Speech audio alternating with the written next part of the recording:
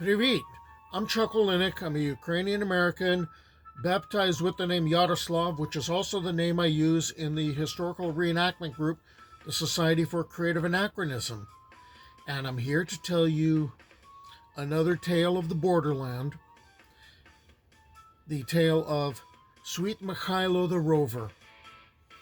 Who would tell us of the things of old, and of the things that have been, of Mikhailo, of that Mikhailo, of Mikhailo, son of Ivan, of Sweet Mikhailo the Rover.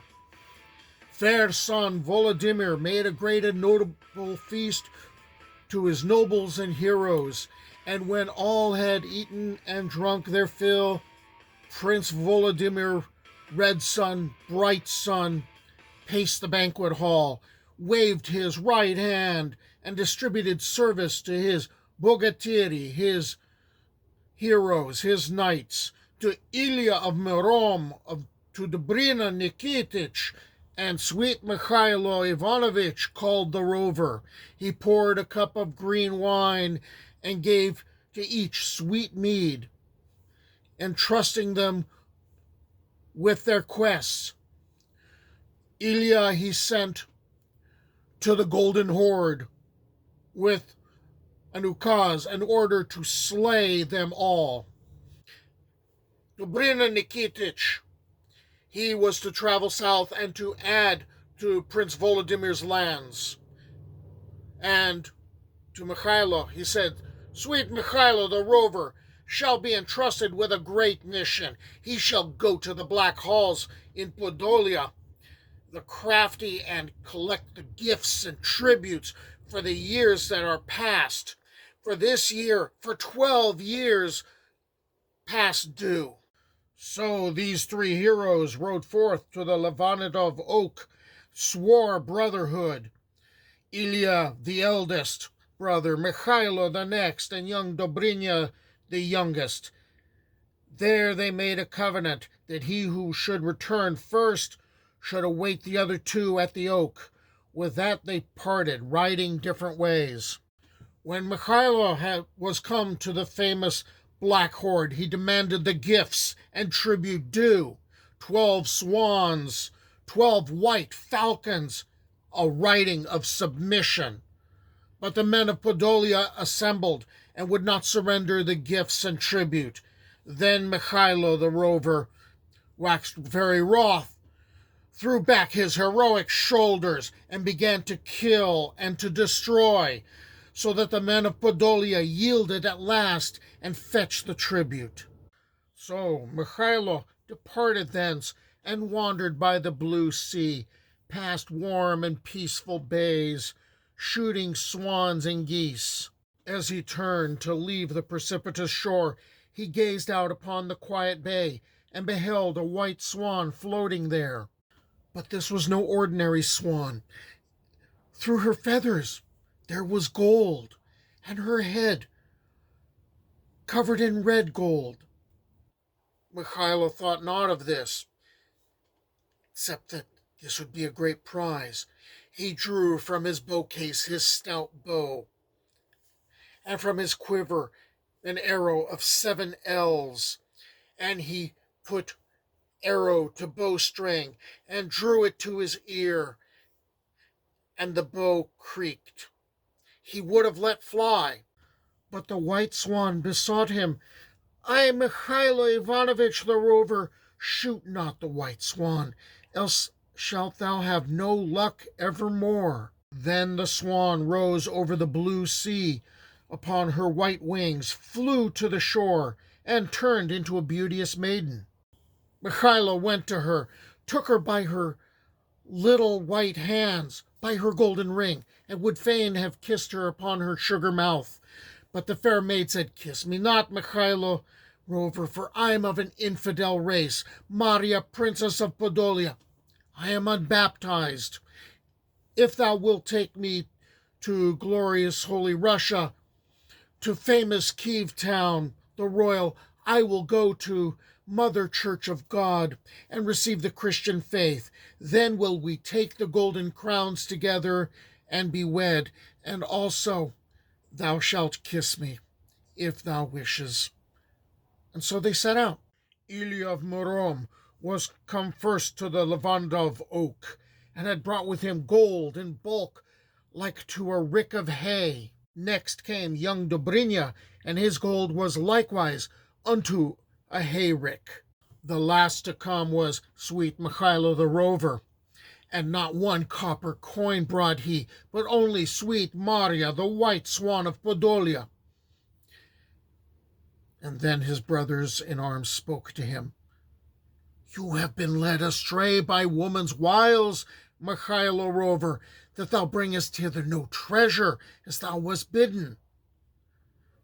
Ilya sternly intoned, Present thyself in Kiev with the tribute.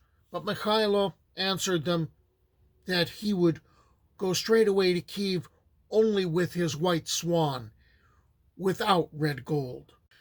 At last they came to royal Kiev town, and there Ilya and Dobrynya set down their vast heaps of treasure. But Mikhailo, Sweet Mikhailo the Rover, Mikhailo Ivanovich, did not bring gold. He brought sweet Maria, and at this Volodymyr was pleased, which puzzled the other two bogatiri. What reward shall I offer thee, Mikhailo? Shall I give thee villages? Shall I give thee gold? If you do this, my prince, all I will do is squander it on drink. Better you should give me an ukaz with a red seal, so that I may go from pot house and to drinking house and never pay. That no money ever be required of me. And this Volodymyr did. The two bogatiri were confused. Why is he being rewarded? You misunderstood what I wished of you. I really did not wish gold. If we are to keep Holy Mother Russia alive, we must have young heroes, and you must have brides. That is why Mikhailo is being rewarded. And at this point, Sweet Mikhailo the Rover spoke to Mariushka the White Swan. Let us wed. Nay, not so, Mikhailo Rover, she replied, but under one condition. Let us take a great and solemn oath that when either of us shall die, the other shall go living into the grave with the dead, and there abide for a space of 3 months. This oath they took and were married in God's church.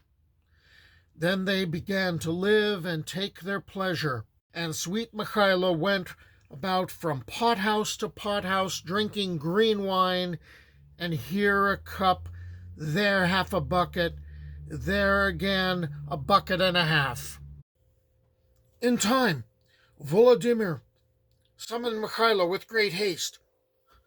Tsar Bukhar hath sent a demand for tribute and gifts for 12 years. If he does not receive them, he will come and destroy royal Kiev. Mikhailo answered, Write a scroll to that king. Write that thou hast dispatched the gifts and tribute by Mikhailo Ivanovich the Rover, but I will not go with tribute. Mikhailo traveled to Tsar Bukhar, and Bukhar inquired, Where are you coming from? From what land? What horde? From Kiev town I come, young Mikhailo Ivanovich the Rover. I bring thee gifts and tribute for 12 years from that fair son, Prince Volodymyr. Where are the gifts and tribute? All were sent in copper coin. The carts broke down on the road. The men even now are mending them.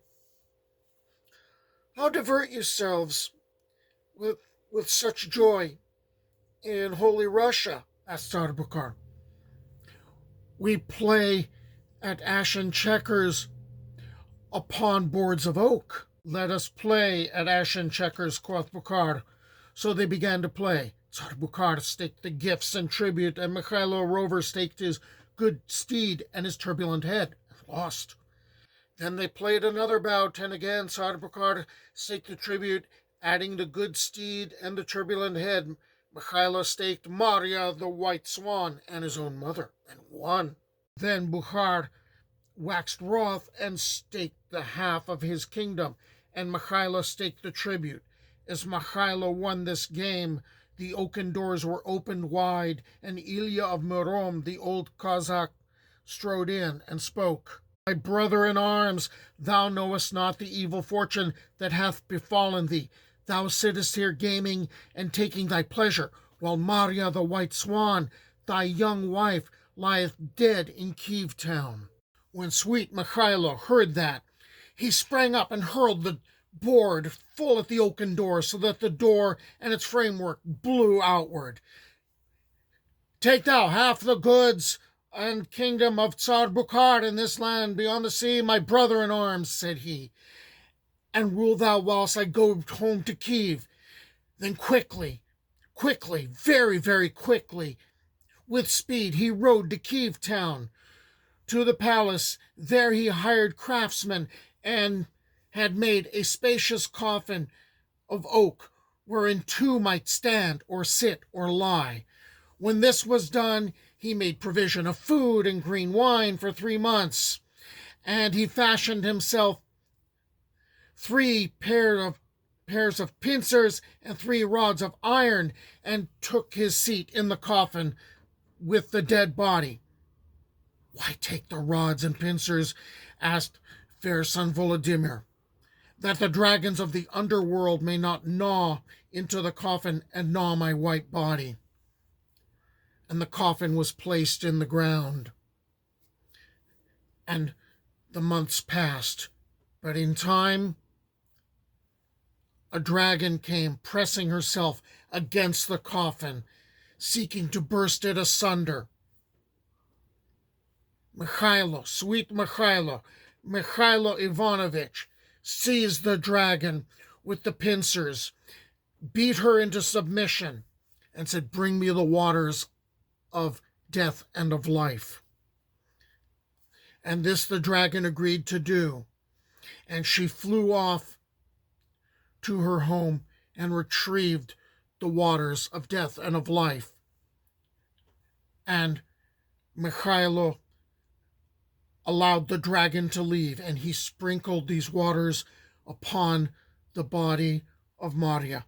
First her blood played, then she moved, and at last sat upright in the coffin. And Marya the white swan spoke, long have I slept, and suddenly arisen. It was on a Sunday. As nobles and peasants and bogatiri prepared to go to Mass, the earth trembled, and the palace shook. Bogatiri asked, is this not a marvel of land or sea? But Ilya of Murom made answer, no marvel is this, no monster issuing from the waters or from some distant land, but the hero within the bosom of the earth is wearied of the dead body. Take therefore implements of iron, remove the yellow sands, reach the coffin of white oak. So they delved, and Sweet Mikhailo the Rover came forth leading his young wife by the sleeve. It was at the feast I heard this tale, there it was I drank mead ale. Though it flowed down my beard, my mouth stayed dry, for never a drop passed my lips, swear I.